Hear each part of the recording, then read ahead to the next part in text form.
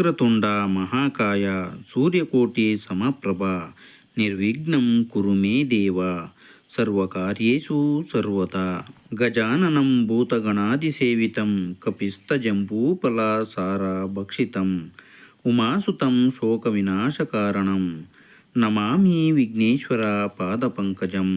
ಸಮಸ್ತ ವೀಕ್ಷಕರಿಗೂ ಸುವರ್ಣ ಇನ್ಸ್ಪೈರ್ ಕನ್ನಡ ಚಾನಲ್ನಿಂದ ನಮಸ್ಕಾರಗಳು. ವೀಕ್ಷಕರೇ, ನೀವು ಇದೇ ಮೊದಲ ಬಾರಿಗೆ ನಮ್ಮ ಚಾನಲನ್ನು ನೋಡ್ತಾ ಇದ್ದರೆ ಸಬ್ಸ್ಕ್ರೈಬ್ ಮಾಡಿ, ಗಂಟೆ ಬಟನ್ ಒತ್ತಿ ಆಲ್ ಅಂತ ಸೆಲೆಕ್ಟ್ ಮಾಡಿ. ಹೀಗೆ ಮಾಡೋದ್ರಿಂದ ನಾವು ಹಾಕುವ ಎಲ್ಲ ವಿಡಿಯೋಗಳು ಮೊದಲಿಗೆ ನಿಮ್ಮನ್ನು ತಲುಪುತ್ತವೆ. ಬನ್ನಿ ವೀಕ್ಷಕರೇ, ಇಂದಿನ ವಿಡಿಯೋ ಶುರು ಮಾಡೋಣ. ವೀಕ್ಷಕರೇ, 2026ರ ವೃಶ್ಚಿಕ ರಾಶಿ ವಾರ್ಷಿಕ ಭವಿಷ್ಯ ಮತ್ತು 2026ರಲ್ಲಿ ಪ್ರೇಮ, ವಿವಾಹ, ಧನಲಾಭ, ಶುಭ ಅಶುಭ ಫಲಗಳ ಬಗ್ಗೆ ಮಾಹಿತಿಯನ್ನು ತಿಳಿಯೋಣ.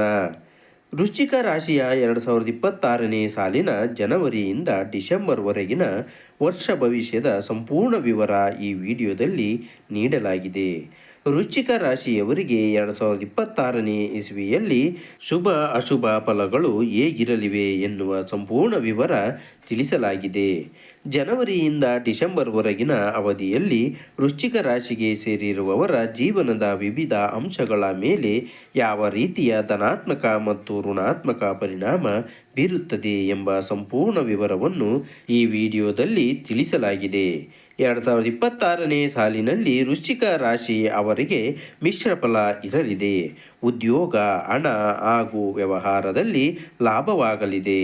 ನಿಮ್ಮ ಇಷ್ಟು ವರ್ಷಗಳ ಪರಿಶ್ರಮಕ್ಕೆ ಈ ವರ್ಷ ಉತ್ತಮ ಫಲ ಸಿಗಲಿದೆ. ನೀವು ಬಹು ವರ್ಷಗಳಿಂದ ಕಾಣುತ್ತಿರುವ ಕನಸು ಈ ವರ್ಷ ನನಸಾಗಲಿದೆ.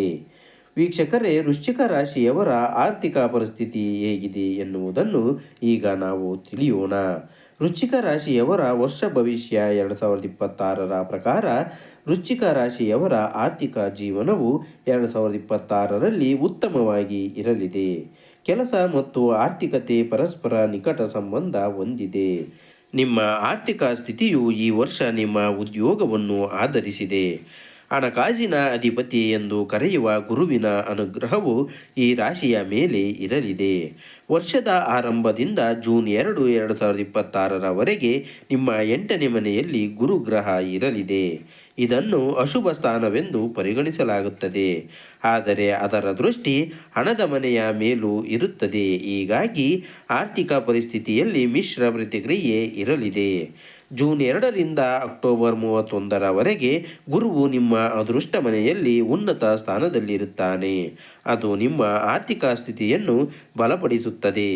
ಇದರ ನಂತರ ಅಕ್ಟೋಬರ್ 31ರ ನಂತರ ಗುರು ಪ್ರಭಾವ ಕಡಿಮೆಯಾಗಲಿದ್ದು ನಿಮ್ಮ ಆರ್ಥಿಕ ಜೀವನವು ಸರಾಸರಿ ಮಟ್ಟಕ್ಕೆ ತಲುಪಲಿದೆ.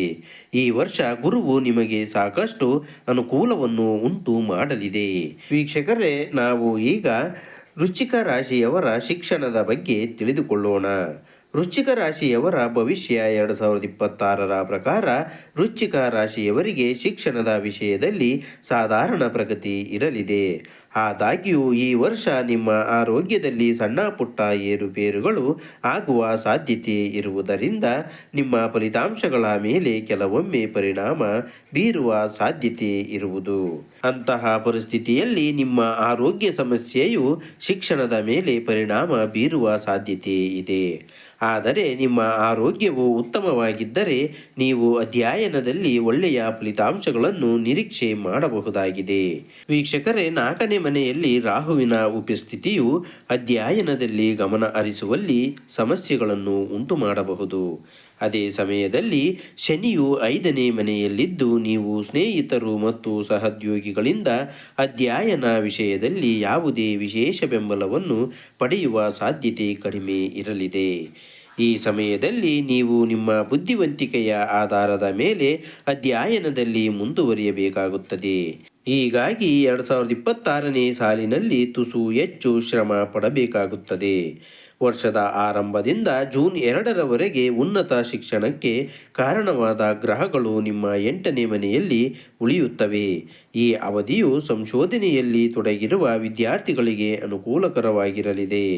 ಆದರೆ ಜೂನ್ 2ರಿಂದ ಅಕ್ಟೋಬರ್ 31ರ ನಡುವೆ ಗುರು ಅನುಕೂಲಕರ ಸ್ಥಾನದಲ್ಲಿರುತ್ತಾನೆ. ಇದು ವೃಶ್ಚಿಕ ರಾಶಿ ಚಕ್ರದ ಎಲ್ಲ ವಿದ್ಯಾರ್ಥಿಗಳಿಗೆ ಶುಭ ಫಲಿತಾಂಶಗಳನ್ನು ನೀಡುತ್ತದೆ. ಅದೇ ರೀತಿ ಅಕ್ಟೋಬರ್ 31ರ ನಂತರ ಸಮಯ ವೃತ್ತಿಪರ ಶಿಕ್ಷಣವನ್ನು ಅನುಸರಿಸುವ ವಿದ್ಯಾರ್ಥಿಗಳಿಗೆ ಉತ್ತಮವಾಗಿರುತ್ತದೆ.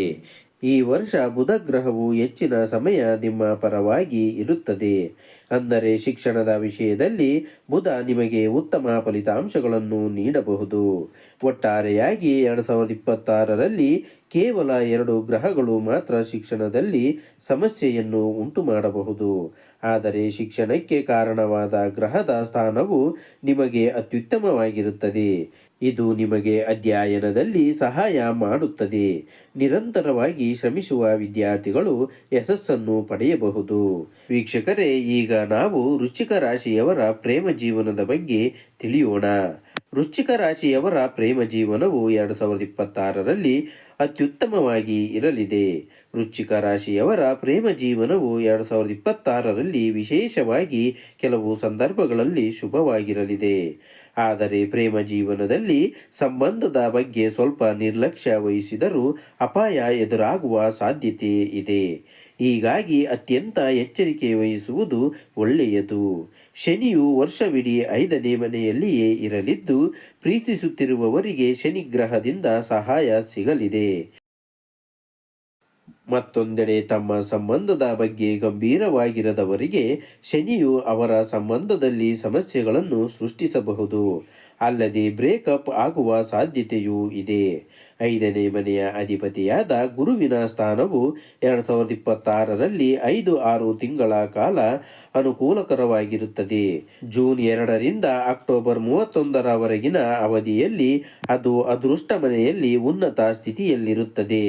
ವರ್ಷದ ಆರಂಭದಿಂದ ಜೂನ್ 2ರವರೆಗಿನ ಅವಧಿಯು ಪ್ರೇಮ ಜೀವನ ತುಸು ದುರ್ಬಲವಾಗಿರಲಿದೆ. ಆದರೆ ಇದರ ನಂತರ ಜೂನ್ 2ರಿಂದ ಅಕ್ಟೋಬರ್ 31ರವರೆಗಿನ ಅವಧಿಯು ಉತ್ತಮವಾಗಿರಲಿದೆ. ಅಕ್ಟೋಬರ್ 31ರಿಂದ ವರ್ಷದ ಅಂತ್ಯದವರೆಗಿನ ಅವಧಿಯು ಸಾಮಾನ್ಯವಾಗಿರಲಿದೆ. ವೀಕ್ಷಕರೇ, ನಾವು ಇಲ್ಲಿಯವರೆಗೂ ಪ್ರೇಮ ಜೀವನದ ಬಗ್ಗೆ ತಿಳ್ಕೊಂಡಿದ್ದೀವಿ.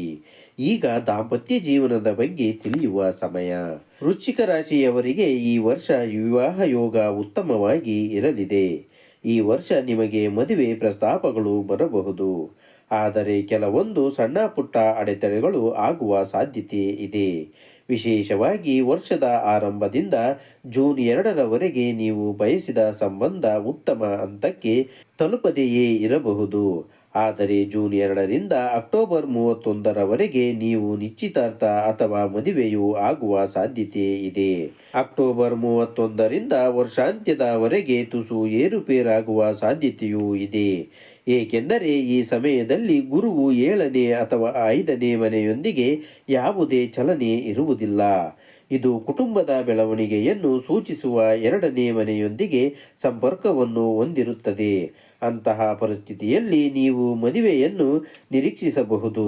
ಜನವರಿಯಿಂದ ಜೂನ್ 2ರವರೆಗೆ ಸಮಯವು ಮದುವೆಗೆ ಸಂಬಂಧಿಸಿದ ವಿಷಯಗಳಲ್ಲಿ ಮುಂದುವರಿಸಲು ತೊಡಕುಗಳಾಗುವ ಸಾಧ್ಯತೆ ಇದೆ. ಅದೇ ಸಮಯದಲ್ಲಿ ಜೂನ್ 2ರಿಂದ ಅಕ್ಟೋಬರ್ 31ರವರೆಗಿನ ಅವಧಿಯು ತುಂಬಾ ಉತ್ತಮವಾಗಿರುವ ಸಾಧ್ಯತೆ ಇದೆ. ವೀಕ್ಷಕರೇ, ಈಗ ನಾವು ವೃಶ್ಚಿಕ ರಾಶಿಯವರ ಕುಟುಂಬ ಜೀವನದ ಬಗ್ಗೆ ತಿಳಿದುಕೊಳ್ಳೋಣ. ವೈವಾಹಿಕ ಜೀವನದ ಬಗ್ಗೆ ಹೇಳುವುದಾದರೆ 2026ರಲ್ಲಿ ನೀವು ನಿಮ್ಮ ವೈವಾಹಿಕ ಜೀವನದಲ್ಲಿ ಜಾಗರೂಕರಾಗಿರಬೇಕು. 2ನೇ ಮನೆಯ ಅಧಿಪತಿ ಶುಕ್ರನು ವರ್ಷದ ಬಹುಪಾಲು ನಿಮ್ಮ ಪರವಾಗಿರುತ್ತಾನೆ. ಆದರೆ 4ನೇ ಮನೆಯಲ್ಲಿ ರಾಹು ಮತ್ತು 5ನೇ ಮನೆಯಲ್ಲಿ ಶನಿಯು ನಿಮ್ಮ ಮನಸ್ಥಿತಿಯನ್ನು ಆಗಾಗ್ಗೆ ಬದಲಾಯಿಸಬಹುದು. ಅಲ್ಲದೆ ನಿಮ್ಮ ಸಂಗಾತಿಯೊಂದಿಗೆ ನಿಮ್ಮ ವಾದ ವಿವಾದ ಸೃಷ್ಟಿಯಾಗಬಹುದು. ಆದಾಗ್ಯೂ 7ನೇ ಮನೆಯಲ್ಲಿ ಶನಿಯ ಪ್ರಭಾವದಿಂದಾಗಿ ಕೆಲವೊಮ್ಮೆ ನಿಮ್ಮ ಸಂಬಂಧದಲ್ಲಿ ಉದಾಸೀನತೆ ಎದುರಾಗಬಹುದು. ಆದಾಗ್ಯೂ ಗುರುವು ನಿಮ್ಮನ್ನು ಹೆಚ್ಚಿನ ಸಮಯದಲ್ಲಿ ಬೆಂಬಲಿಸಲಿದ್ದು, ಕುಟುಂಬದ ಜೀವನದ ಸಂಬಂಧಿಸಿದ ಸಮಸ್ಯೆಗಳು ಕಡಿಮೆ ಆಗಲಿವೆ. ಒಟ್ಟಾರೆಯಾಗಿ ಕೆಲವು ಮುನ್ನೆಚ್ಚರಿಕೆಗಳನ್ನು ತೆಗೆದುಕೊಳ್ಳುವ ಮೂಲಕ ನೀವು ಸಮತೋಲಿತ ವೈವಾಹಿಕ ಜೀವನವನ್ನು ಕಾಪಾಡಿಕೊಳ್ಳಲು ಸಾಧ್ಯವಾಗುತ್ತದೆ. ವೀಕ್ಷಕರೇ, ಇನ್ನು ಆರೋಗ್ಯದ ಬಗ್ಗೆ ತಿಳಿದುಕೊಳ್ಳೋಣ. 2026ರ ಪ್ರಕಾರ ಈ ವರ್ಷದಲ್ಲಿ ನಿಮ್ಮ ಆರೋಗ್ಯವು ಸ್ವಲ್ಪ ದುರ್ಬಲವಾಗಿರಬಹುದು. ಅಂತಹ ಪರಿಸ್ಥಿತಿಯಲ್ಲಿ ನೀವು ಈ ವರ್ಷ ನಿಮ್ಮ ಆರೋಗ್ಯದ ಬಗ್ಗೆ ಸಂಪೂರ್ಣವಾಗಿ ಜಾಗರೂಕರಾಗಿರಬೇಕು. ಅಲ್ಲದೆ ನೀವು ನಿಮ್ಮ ಆಹಾರ ಕ್ರಮದ ಬಗ್ಗೆ ಕಾಳಜಿ ವಹಿಸಬೇಕು.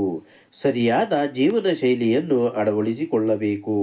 ಆಗ ಮಾತ್ರ ನೀವು ನಿಮ್ಮ ಆರೋಗ್ಯವನ್ನು ಉತ್ತಮವಾಗಿ ಕಾಪಾಡಿಕೊಳ್ಳಲು ಸಾಧ್ಯವಾಗಲಿದೆ. ಈ ವರ್ಷ ಗ್ರಹಗಳ ಸ್ಥಾನವನ್ನು ನಾವು ನೋಡಿದರೆ ಶನಿಯು ವರ್ಷವಿಡೀ ನಿಮ್ಮ 5ನೇ ಮನೆಯಲ್ಲಿ ಉಳಿಯಲಿದ್ದು, ಈ ಮನೆಯಲ್ಲಿ ಶನಿಯ ಸಂಚಾರವು ಅನುಕೂಲಕರವಲ್ಲ ಎಂದು ಪರಿಗಣಿಸಲಾಗಿದೆ. ಅಂತಹ ಪರಿಸ್ಥಿತಿಯಲ್ಲಿ ಶನಿಯು ನಿಮಗೆ ಹೊಟ್ಟೆಗೆ ಸಂಬಂಧಿಸಿದ ಕಾಯಿಲೆಗಳಿಗೆ ಕಾರಣವಾಗಬಹುದು. ಅದೇ ಸಮಯದಲ್ಲಿ ರಾಹುವು ಡಿಸೆಂಬರ್ 5, 2026ರವರೆಗೆ ನಿಮ್ಮ 4ನೇ ಮನೆಯಲ್ಲಿರುತ್ತಾನೆ. ಸರಳವಾಗಿ ಹೇಳುವುದಾದರೆ ವರ್ಷದ ಬಹುಪಾಲು 4ನೇ ಮನೆಯಲ್ಲಿ ರಾಹು ಇರುವುದು ನಿಮ್ಮ ಆರೋಗ್ಯಕ್ಕೆ ಒಳ್ಳೆಯದಲ್ಲ ಎಂದು ಹೇಳಬಹುದು. ಅಂತಹ ಪರಿಸ್ಥಿತಿಯಲ್ಲಿ ಇದು ನಿಮಗೆ ಹೃದಯ, ಎದೆ ಅಥವಾ ಶ್ವಾಸಕೋಶಗಳಿಗೆ ಸಂಬಂಧಿಸಿದ ಸಮಸ್ಯೆಗಳಿಗೆ ಕಾರಣವಾಗಬಹುದು. ಅಲ್ಲದೆ ನಿಮ್ಮ ಮಾನಸಿಕ ಆರೋಗ್ಯದ ಮೇಲೆ ಪರಿಣಾಮ ಬೀರಬಹುದು. ಹೀಗಾಗಿ ನೀವು ಆರೋಗ್ಯದ ವಿಚಾರದಲ್ಲಿ ಹೆಚ್ಚಿನ ಕಾಳಜಿ ವಹಿಸುವುದು ಒಳ್ಳೆಯದು. ವೀಕ್ಷಕರೇ, ಈಗ ನಾವು ವೃಶ್ಚಿಕ ರಾಶಿಯವರ ವ್ಯವಹಾರದ ಬಗ್ಗೆ ತಿಳಿದುಕೊಳ್ಳೋಣ. ಈ ವರ್ಷ ವೃಶ್ಚಿಕ ರಾಶಿ ಭವಿಷ್ಯ ವ್ಯವಹಾರದಲ್ಲಿ ಉತ್ತಮವಾಗಿ ಇರಲಿದೆ. ವ್ಯವಹಾರಗಳಿಗೆ ಸಕಾರಾತ್ಮಕವಾಗಿರುತ್ತದೆ. ಆದಾಗ್ಯೂ ವ್ಯವಹಾರದಲ್ಲಿ ಪಡೆಯುವ ಫಲಿತಾಂಶಗಳು ಸಹ ಉತ್ತಮವಾಗಿರಬಹುದು. ಆದರೆ ಇದಕ್ಕಾಗಿ ನಿಮ್ಮ ನಿರ್ಧಾರ ತೆಗೆದುಕೊಳ್ಳುವ ಸಾಮರ್ಥ್ಯವು ಅತ್ಯುತ್ತಮವಾಗಿ ಮತ್ತು ಅಗತ್ಯವಾಗಿರಲಿದೆ. ಏಕೆಂದರೆ ಈ ವರ್ಷ ನಿಮ್ಮ ನಿರ್ಧಾರ ತೆಗೆದುಕೊಳ್ಳುವ ಸಾಮರ್ಥ್ಯವು ದುರ್ಬಲವಾಗಿರಬಹುದು.